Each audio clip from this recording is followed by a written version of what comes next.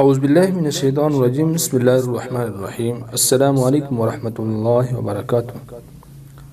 معزز سامعین، سب سے پہلے میں آپ کو اپنے اس چینل میں خوش آمدید کرتا ہوں، ویلکم کرتا ہوں۔ سامعین، آج کی اس ویڈیو میں ہم انشاءاللہ خوابوں کی تعبیروں میں سے ایک تعبیر بیان کریں گے، یعنی خواب کے اندر مور دیکھنا، طاؤس۔ سامعین، اگر آپ میں سے کوئی بھی شخص ہم سے آن لائن قرآن مجید پڑھنا چاہے تو ہمارا نمبر سکرین پر موجود ہے۔ ہمارے پاس میل فیمیل سٹاف الحمدللہ 24 گھنٹے موجود ہوتا ہے۔ اس کے علاوہ خوابوں کی تعبیر اور اسلامی روحانی وظائف کے لیے بھی رابطہ کر سکتے ہیں۔ آئیے تعبیر شروع کرتے ہیں۔ طاؤس یعنی مور دیکھنا۔ حضرت ابن سیرین رحمۃ اللہ علیہ، آپ کو بتاتا رہتا ہوں کہ حضرت ابن سیرین رحمۃ اللہ علیہ جو ہیں یہ خوابوں کی تعبیروں کے اماموں میں سے بڑے امام ہیں۔ فرمایا کہ نر طاؤس خواب میں عجم کا بادشاہ ہے۔ اگر دیکھیں کہ اس کے پاس نر مور ہے تو دلیل ہے کہ بادشاہ سے مرتبہ اور مال حاصل کرے گا۔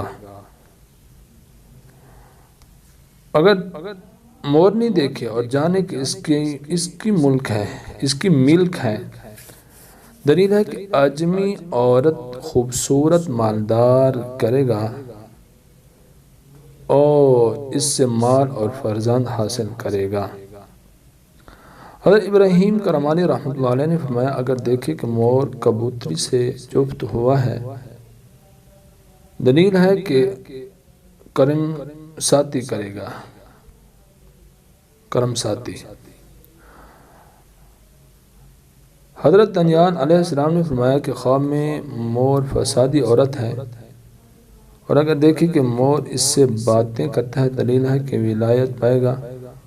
اور اگر مور اور چکور کو ایک جگہ دیکھے، دلیل ہے کہ کوئی بیگانہ اس کے عیال سے فساد کرے گا۔ سامعین، اگر دیکھے کہ مور اس کے گھر سے اڑا ہے، دلیل ہے کہ عورت کو طلاق دے گا۔ اور اگر دیکھے کہ اس نے مور کو مارا ہے، دلیل ہے کہ کنواری عورت سے شادی کرے گا۔